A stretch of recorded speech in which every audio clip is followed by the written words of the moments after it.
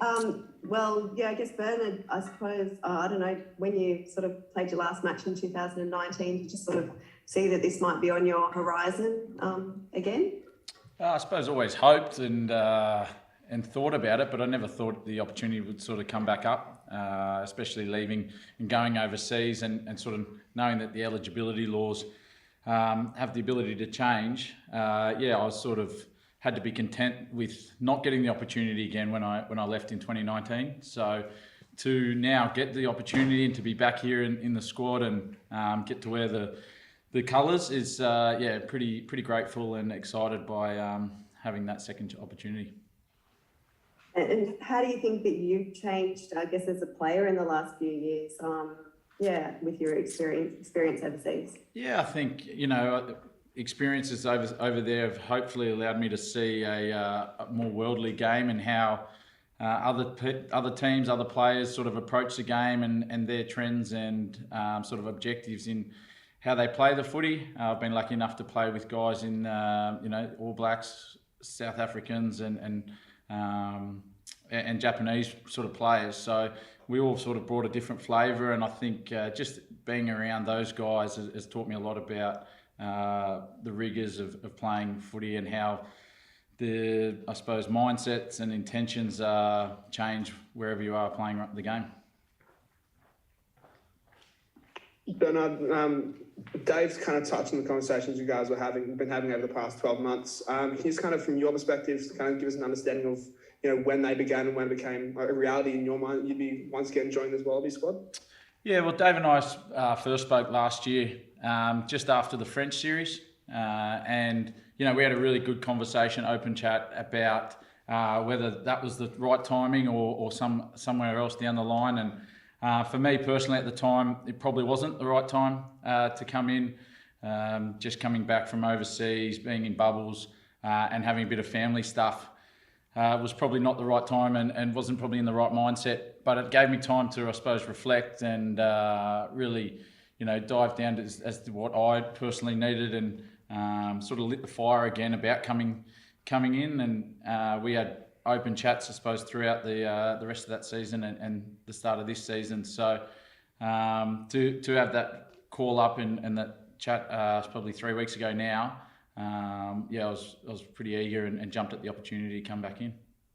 Just on that reflection, was it kind of the key things for you that kind of lit that fire again into that quest to come back and play for the Wallabies? Oh, well, I suppose, whether it was an ego or whether it was something that was really driving and that ambition sort of inside to come in and I suppose also to reflect on when I was in here and how I'd do things differently and where I'd learn and grown. To come back in, really add to the team, and I think, the time's right now. Bernard, have you taken any inspiration, I guess, from watching Quade do something similar last year and come in from the wilderness in a way and then do what he did? Oh, definitely. I was really impressed how he came back in and just the experience and the composure he was able to add to the side.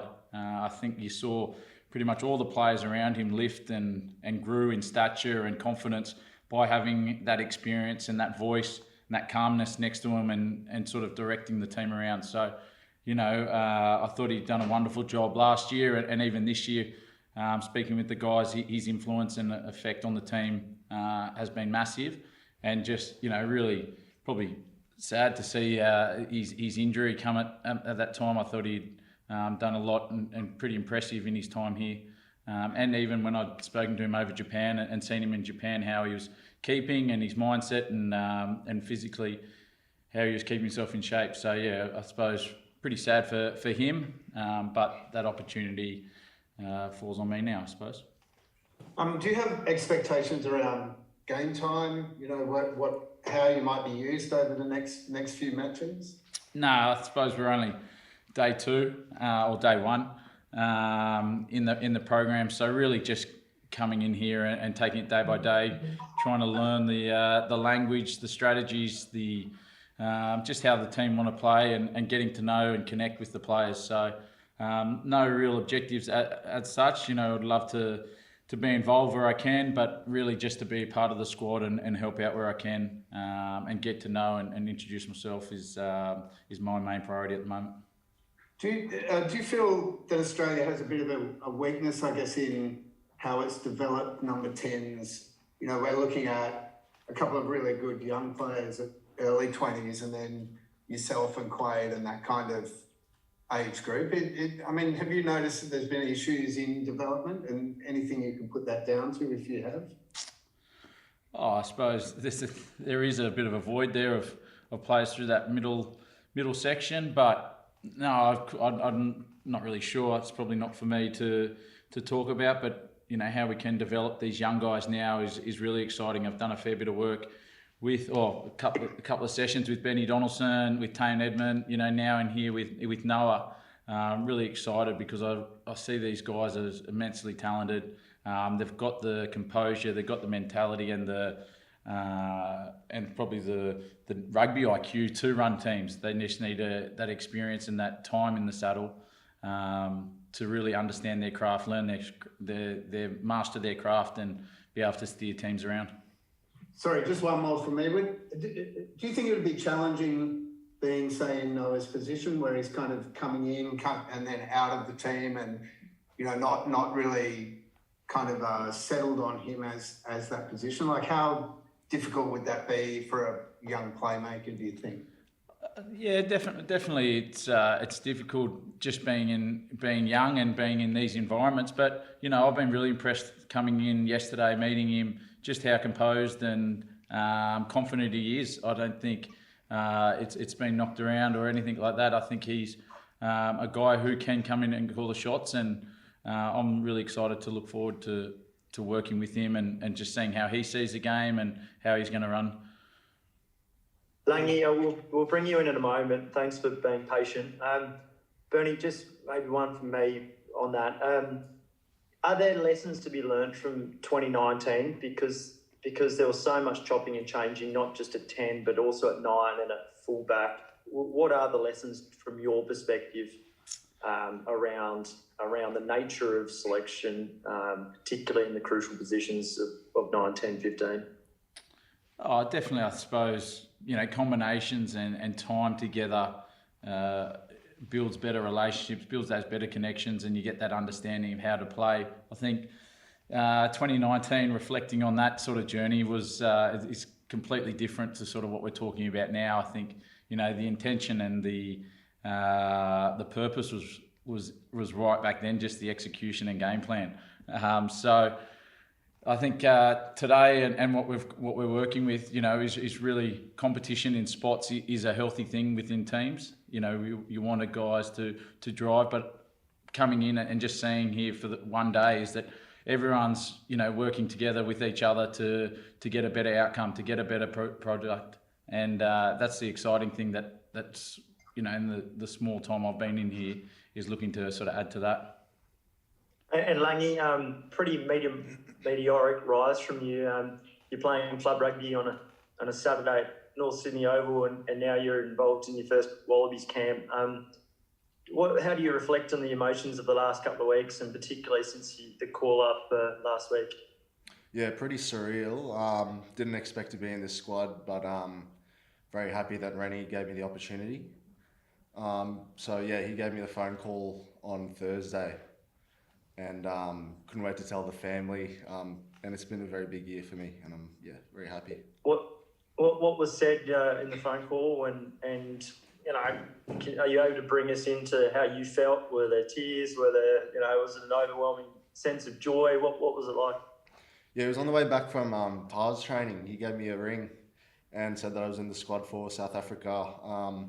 As soon as I got that phone call, emotions came coming in, especially as a little kid looking up to all these rugby players like Foley. You know, Wallabies is like the biggest achievement you can do, and I'm just couldn't wait to tell the family, mum, dad. They're all happy, very proud. And we all kind of watched on and marvelled during Super Rugby. I think that Highlanders game in Dunedin particularly probably stood out there. But you know, onto Australia Array.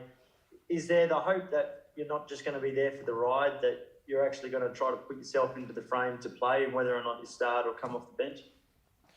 Yeah. For me, as a player, I just want to learn from the squad, learn from the coaches. Doesn't matter if I play or if I'm benching or not playing. I'm just grateful for the opportunity to learn from players such as Jed Holloway, Valentini, all in my position. But Langi, you really seemed to impress during that Pacific Nations Cup, particularly those last two games. Just wondering, what was your attitude firstly when you were selected for that, and then getting that chance to start those last two games? Yeah, coming into the Australia A tour, I also didn't expect much. I just wanted to learn from the players there. Played against Samoa. Coaches were impressed, and they gave me a start for Fiji, and I just took it with two hands, did what I could, and yeah, they were very happy with the performance. You sort of talk on learnings from that Australia A program. What do you think you kind of picked up from that can kind of get you in good stead if you are called up to this Wallabies team for the next couple of weeks? Yeah, I guess it's just playing against really good opposition, such as in the Pacific Tour you got Samoa, Fiji, Tonga, all really strong, intense players on that team, and I guess just finding your way to get through the game and showcase what you can do is probably the biggest thing you can do. Just wanted to get the difference between, like in Dunedin, that game, that was massive. And then what's the difference between that intensity and playing like a Fiji and a Tonga? Yeah, I guess obviously Pacific rugby players are known for their size, so when they run at you, you got to use your technique, otherwise you'll get rolled over. It's very intense playing in the Pacific Nations Cup, especially playing with players that you haven't really played with before. I find that you got to build a connection really quickly, which is what I'm trying to do here in the camp, and everyone here's all welcome. So, yeah. Now you're a Manly boy. Did you grow up looking up to a guy like Hoops? Yeah, I did. Hoops is a big icon in Manly. Watched his games as a little kid, especially him and Pocock in the World Cup, in the recent World Cups. Looking up to him, and he's a really nice person. He's really genuine, which is what I look up to him. Yeah. You didn't play for Manly on Saturday, did you? I did. You did? Yeah. Okay. Yes. Are you a bit, I guess they're out now. Yes. So it was good to be able to give them one more game, I guess, before you came into Wallabies camp. Yeah, no, it was good. I really wanted to play that game, especially because last season I think we came 10th, and to come 4th this season is very big for Manly. Yeah. Thanks, Langi. Thanks, Jim. Bernard, welcome home. I was just going to ask you, looking back at 2019, could you give us an idea of where you felt you were at? Were you a bit burned out at the end of that? Were you lacking energy, with motivation? I've heard you quoted even about this week that you feel like you got a new lease of life type thing. Could you tell us about where you're at then compared to, I guess, the kid-like feelings about this week?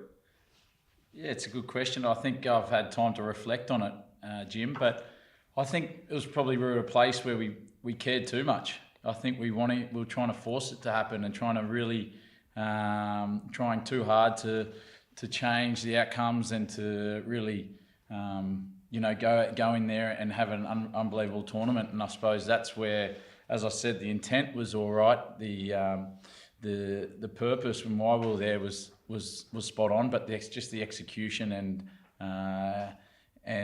how we sort of carried it out and how we weren't able to probably circuit break ourselves enough through those couple of years leading up to it and in that 2019 World Cup. So that's probably what I'm really enjoying being back in here and really understanding that there is only a finite amount of time you're in this jersey and in this program and doing what we get to do. So to really make the most of it, to try and enjoy it and have fun, but work hard and really appreciate the opportunity we have to get what we have. That's what I'd try and tell a guy like Langi, in here for his first day, that it is a finite amount of time you get to spend in these programs, and just make the most of every day. That's a good answer. With Dave giving you a little bit of a feeler even last year, were there things in this last Japanese season you worked on, particularly with this perhaps bigger picture in mind? Was it something about your pace or anything that to make you test ready again? No, not anything in particular. I suppose we've working over there to really that game management and control. You know, how you can understand momentum and territory and moments within games, and how you can put the team in the right places. And that's probably something I've been lucky enough to work with different people from, you know, different backgrounds and understanding of the game or thinkings of the game. So for me, yeah, it's just really trying to get better as a game controller and caller.